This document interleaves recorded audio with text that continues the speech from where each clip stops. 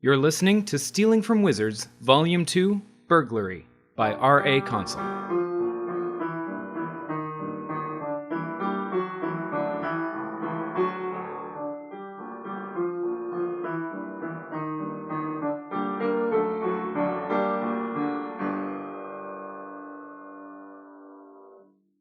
Chapter 6.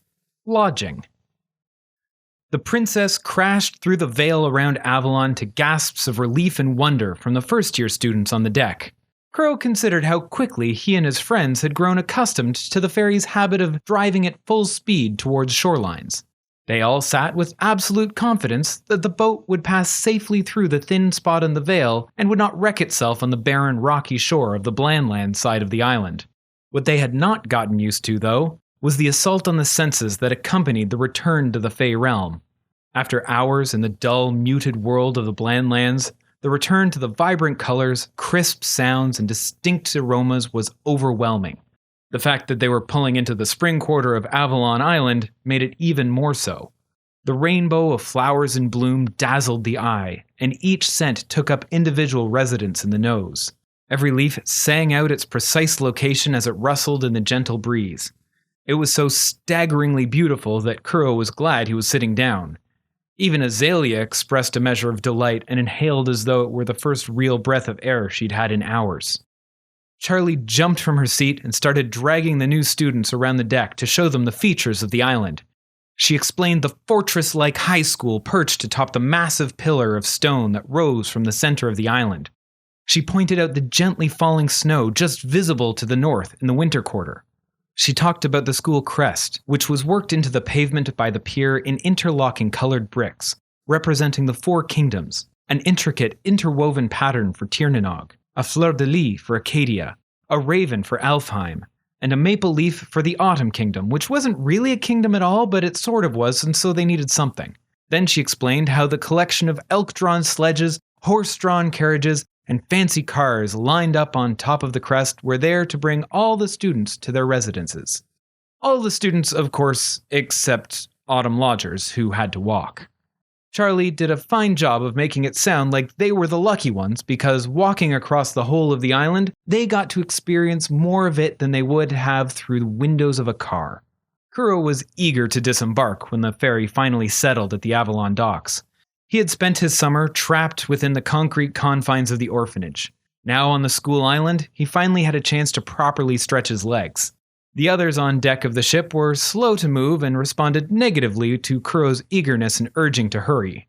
Charlie, who would normally have joined him for a dash across the island, said she needed to stretch out her limbs after several hours in the Blandlands. She had wrapped herself in blankets and propped herself against some railings to keep upright, but hadn't moved an inch for the whole Blandlands portion of the trip across the saltwater bay.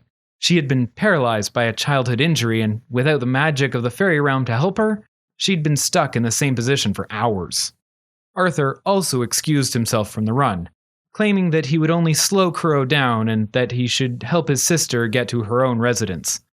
Marie explained that the two fireflies still needed a guide, and it would be rude to leave them behind.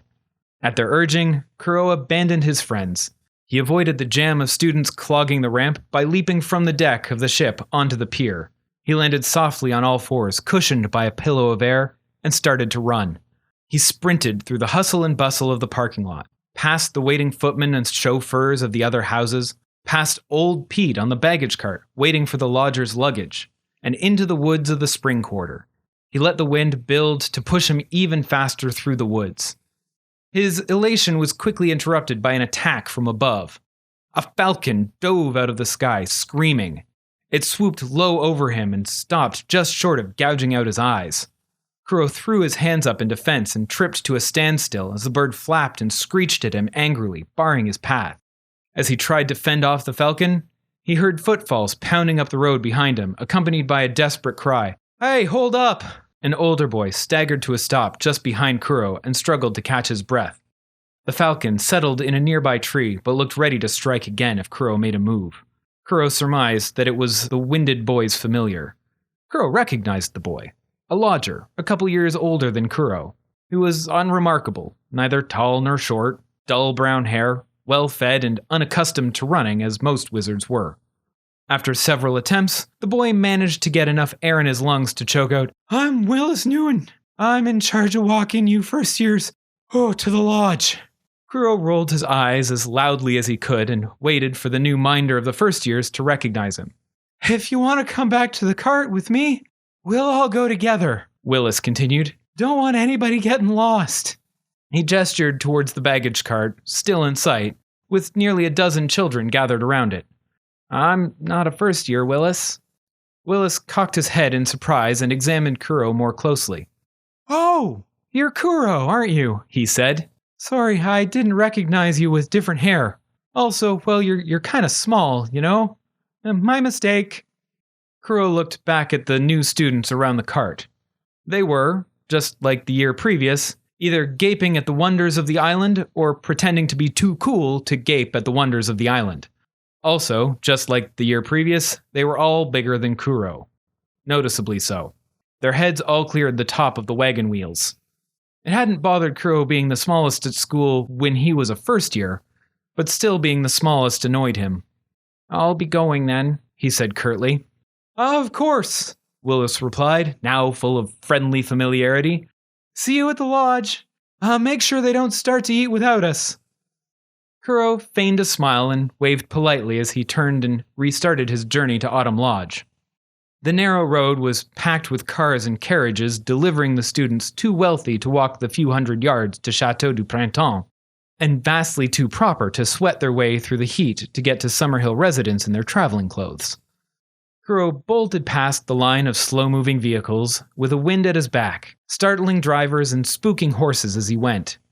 But it wasn't until the line of black sedans discharged their passengers in the middle of summer and folded themselves down into briefcases that Kuro could really cut loose. He gathered a gale behind him so strong that his feet could hardly keep up. He bounded down the hill through the rest of summer at irresponsible speeds, a loose piece of gravel away from disaster the entire time. The stifling heat of the summer quarter broke, and the leaves started to change to the brilliant reds, yellows, and oranges of fall. The crisp autumn air, with its musty scent of damp moss and dry leaves, filled his lungs, letting him know that he was nearly home. Another mile of sprinting along the dirt road, as the pavement had given up in summer, had the Autumn Lodge in view. The broad, low log building welcomed him with the warm glow of a fire in the hearth leaking through the small windows at the front. Kuro paused nearly long enough to catch his breath and wipe his feet before pushing open the heavy wooden door and hopping inside. The lounge was just as he remembered it. Too much furniture and none of it matching. The wood floors, varnished too many times, were still full of chips and dents from years of mistreatment by incautious students. The couches and armchairs surrounding the fire were all faded and patched, with worn-out springs so that they swallowed anyone who sat in them. The soft light was just a bit too dim to read by without squinting, and the whole room was just the right amount of warm and smoky to fight away the chill autumn breeze outside. It was a perfectly engineered space for long naps and slow cups of hot chocolate. Something was unsettling about the lounge, however. It was eerily quiet. The occasional cracks and pops from the fire punctuated how otherwise silent the building was. Kuro had expected to be the first student to arrive. In fact, it was his intention. He had an ulterior motive for getting there before the others, a male-related mystery to unravel, and the Luton who worked at the lodge were his next best lead. Luton, who were conspicuously absent. Kuro hadn't considered that possibility. The Luton were always at the lodge. They were all but inescapable. The tiny people clambered in the rafters, chattering at each other in their squirrel-like voices. They climbed over and under all of the furniture, cleaning and tidying, happily interrupting and inconveniencing students to do so. They were an ever-present feature of the lodge, and they were entirely missing. Kuro checked the dining hall and then the kitchen.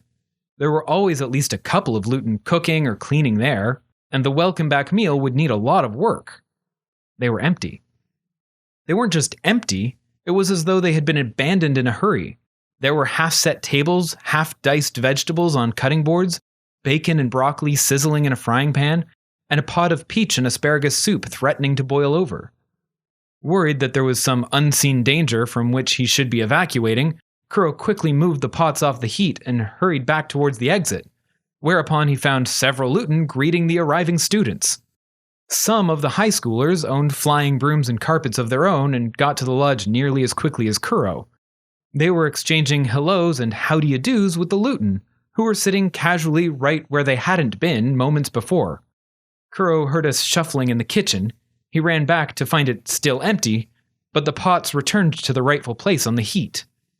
Baffled and a little numb, he sank into a sofa in the lounge and waited for everyone else to arrive. The room gradually filled with the familiar cacophony of the lodge.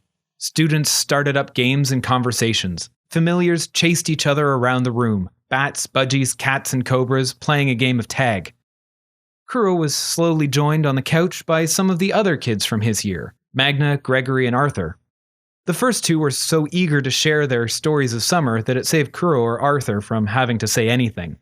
The smell of food drifting in from the kitchen made everyone ravenous and impatient, but it wouldn't be served until the first years arrived. While they all understood why the new students walked together in a group, it didn't stop the complaints about how slow they were.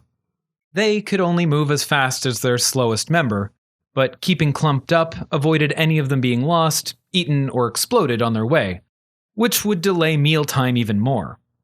The food wasn't served until they arrived because it was an excellent incentive for the older students to go and find them quickly should any go missing. The arrival of old Pete with the baggage cart offered some distraction, for with him came the room assignments.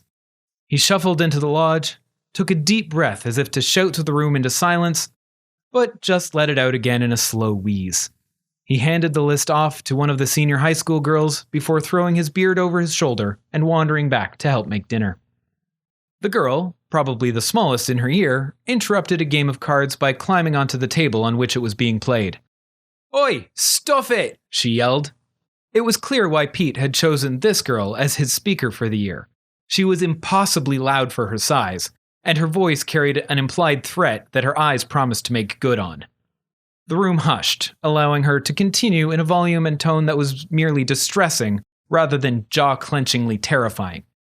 "I'm Catherine Hammersmith. Pete's put me in charge of yelling for this year. You can call me Katie if you want.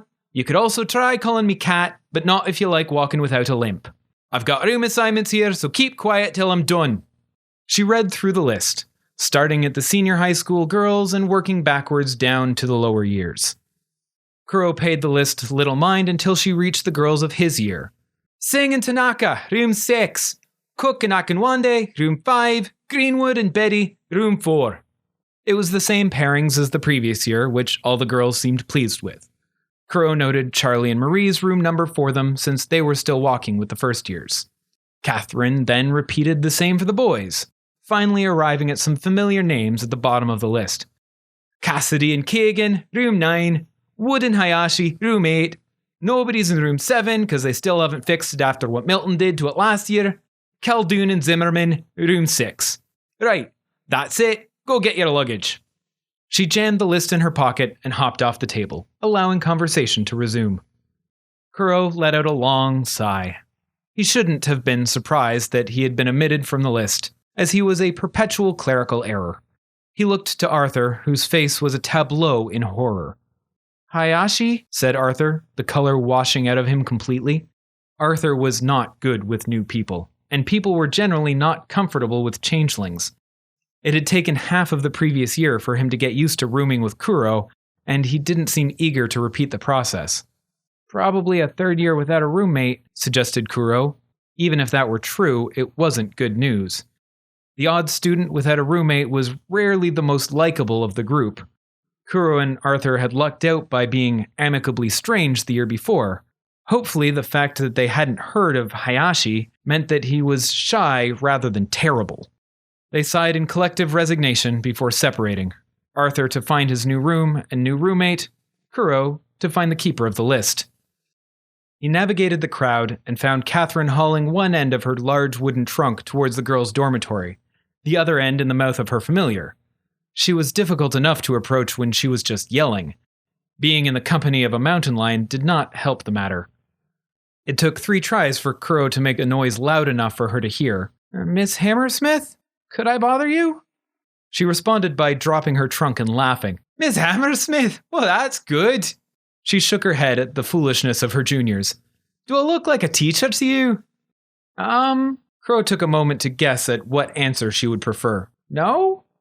Right, she said. Call me Katie. Not Miss anything. Not unless you want to be sleeping outside, that is. That's sort of the thing. Katie, I might be sleeping outside already. I don't think I was on the list. She gave him a skeptical scowl. I'm sure I saw your name. She grumbled as she pulled the list back out. You know my name? Of course. She waved away his surprise like a moth flitting too close to her head. After all the stuff that happened last year, everyone knows who you are. Kuro was only given a moment to process the horrible truth of what she'd just said. He suddenly wished that he could be sleeping outside, hidden and unknown in the woods. Yeah, there you are. She thumbed a spot on the list. Unless there's another Kuro I don't know about, you should have been listening better. She presented the list to Kuro. There he was, room 8, Arthur Wood and Kuro Hayashi. He stared at the strange second name that followed his own. He had woken that morning convinced that he would solve a mystery. It seemed instead that he was accumulating more. Thank you for listening to Stealing from Wizards. If you liked our show, please consider rating or reviewing on iTunes. If you want to support this podcast or just can't wait for the next chapter, the full book is available on Amazon, Kobo, and Indigo. Our theme music was written by Camille Saint-Saëns, transcribed by Franz Liszt, performed by Rebecca Verdun, and used with permission. This episode was produced by Jim Tigwell.